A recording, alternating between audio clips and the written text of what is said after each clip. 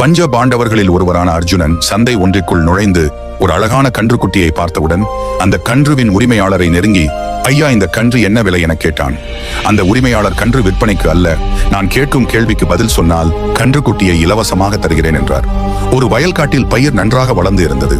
அந்த காட்டை சுற்றி வேலி எல்லாம் அமைத்து பயிரை பாதுகாப்பாக வைத்திருந்தனர். அறுவடை காலத்தில் வேலி அனைத்தும் அப்படியே இருந்தது. ஆனால் அங்கு விளைந்திருந்த பயிர்களை காணவில்லை. அப்படியானால் பயிர்களை யார் எடுத்திருப்பார் என கேட்டார்.